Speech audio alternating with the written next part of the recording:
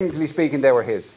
And she was the mother, and he just needed to be nicer. And because he was that mean and nasty, she could really show him what mean and nasty was. I love your faces. This is all great. You're all going, ah. Because you live in this world, in the 21st century, and you watch hide and seek, and you're watching other things, and you go, oh, that's rad. And I come up with stuff that happened like 2,500 years ago, and you're going, that's disgusting. Yeah? Why? What's the point? Mo, the point of tragedy that contains stories that are so gross. In a way. In a different way. Yeah, okay, all right, yeah. Very famous philosopher called Aristotle. Around about the same time, you're nodding your head, Aristotle, yes. Around about the same time, as the plays were staged, thought, these are remarkable. So he did what good critics do. He started to analyse them to see what they had in common. What their common form was, something that the stories, that the nature of these plays shared that was of interest. And he came up with two characteristics. That the central character in a tragedy exhibits a tragic flaw. And that the audience, you're nodding, you know you're next, and that the audience experiences catharsis. What is a tragic flaw?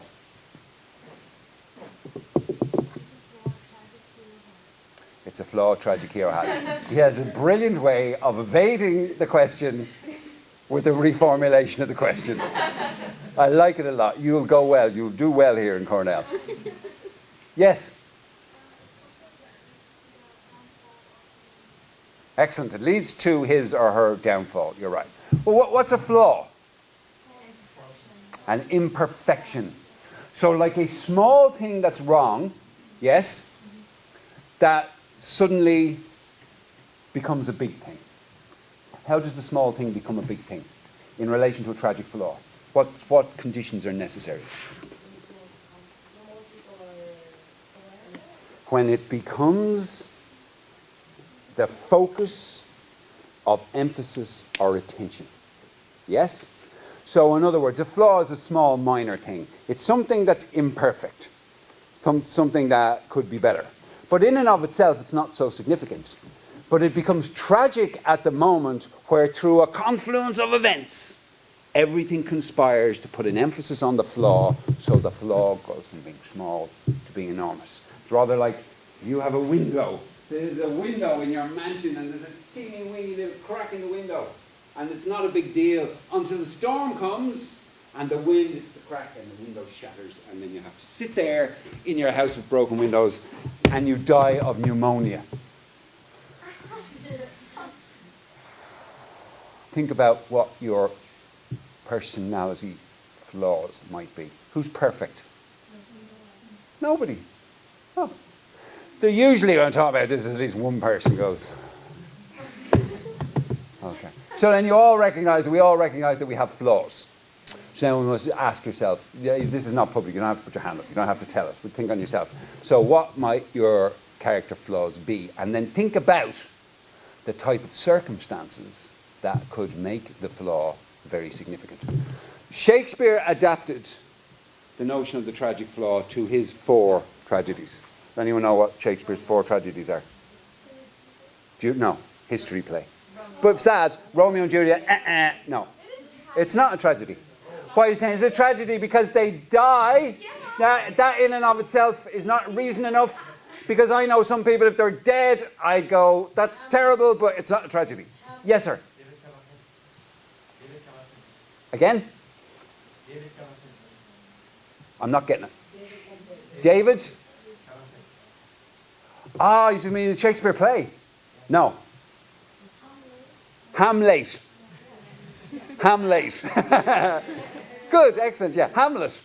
I like that, that's a pun, I didn't know. Hamlet, I like that a lot. Yeah? Hamlet, yes. What's his tragic flaw? I have of late, but wherefore I know not, lost all my mirth, forgone all customs of exercise, and indeed it goes so heavily with my disposition that this goodly frame, the earth, this a most excellent canopy, the air, look you, this glorious firmament, this overhanging jewel, why it seems to me nothing but a foul and pestilent congregation of vapours. What a piece of work is man. How noble in reason, how infinite in faculty, in appearance, how like an angel, in apprehension, how like a god. And yet to me, what is this quintessence of dust? Man delights not me. No, nor woman, neither. Hamlet. Hamlet's... Oh, thank you. I messed it up, by the way. I lost about 3 lines, but you didn't notice, did you? No, and this is the thing. Whenever you're performing, and it doesn't matter if you're giving a lecture, or you're on stage, or it's a marriage proposal, whatever it is, when you're involved in the business of performing, the audience will not know you've made a mistake unless you show them. That's it, right? Which means, if you don't know what's going on, look serious. If you have to be saying something, take a pause. Your heart is pounding. You're like the swan on the top of the water. Everything looks calm. Underneath, feet are going like crazy. Don't show your audience. Gather yourself. Continue. Nobody notices. It's when you go, to be or not to be.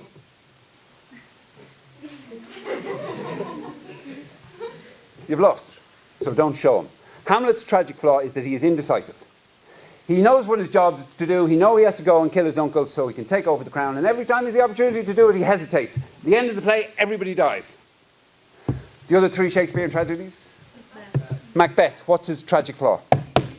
He's ambitious. He's overly ambitious. And he decides then that he can be king. He becomes king. Everybody dies. Yes? Julius Caesar, no. You guys need to get together. Talk this through. A Midsummer Night's Dream, no, it's a comedy. It's a great play, though. Othello's tragic flaw is that he is jealous.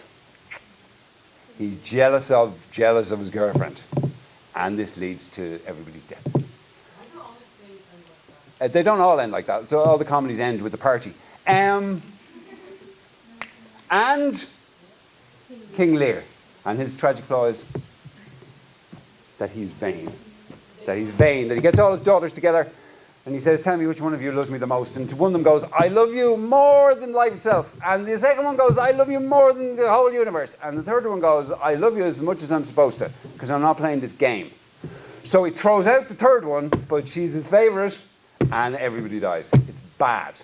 Romeo and Juliet is not a tragedy, according to the Aristotelean breakdown, precisely because the reason for their death does not emanate from a flaw within themselves. The reason for their death is because of the enmity between their families. So through nothing of their own do Romeo and Juliet die. So technically, but it is terribly, terribly sad. One of my favourite lines in Shakespeare. Who reads Shakespeare? Very good. What's your name? Nejda. Now, as well as being going blind, I'm also going deaf. So I can't see you and I can't hear you. Louder. Again. Nejwa. Excellent.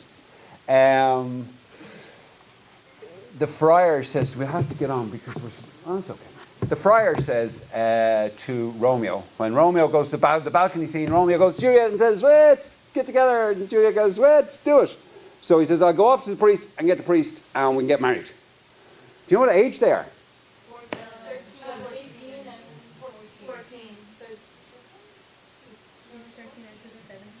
13 and 17. Wow, I doubt your guy's better judgment. I just thought they're both too young to get married. He goes to the friar and he walks in, it's 6 o'clock in the morning, he walks into the friar's garden, the friar's tending his garden, and the friar says, it argues a distempered head so soon to bid good morrow to thy bed. Ah, or now I hit it right, for young Romeo hath not seen his bed tonight. No, what does that mean? Excellent, very good. Yes, yeah. So it argues a distempered head means what? The first part of it?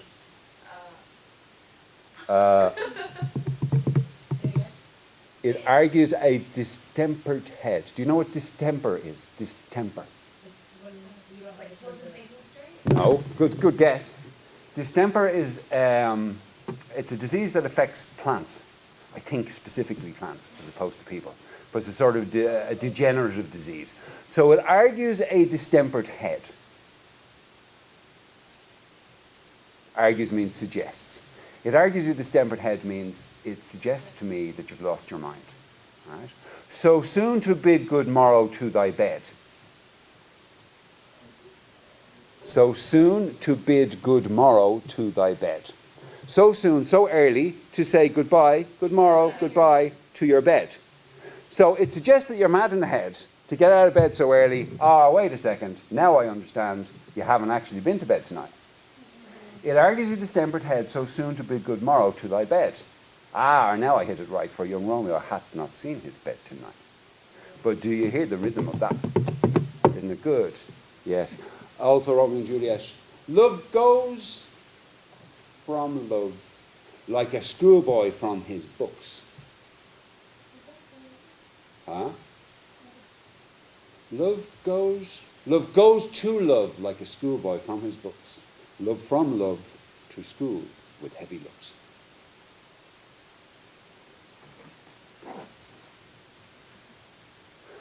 Well, are you still awake? Yes, okay. Catharsis, what's that? Of course, the whole point of a tragic flaw is that people recognize the limits of their own personality, so they work to try to address them and change them. Yes? You read all these tragedies, you realize what happened to these people, and you think, that could happen to me under the same circumstances. Like, are you ambitious? Yes. So you can be too ambitious and everybody dies. Yeah? No? I hope not. Fingers crossed. What's catharsis? It's feeling. Feeling. It literally means pity and fear. Combination of pity and fear. Have you seen a movie? No. Yes. What was it? Yeah. Identity. What was it good? Was it good? Okay. Did you see Ted? Yeah. Did you see it last night? No, I saw last week. Yeah, last week. OSN. It's good. Yeah. It's good. I liked it. Yeah. Most movies I go to now, I leave after about 20 minutes. I have a 20-minute window. I go, that's it.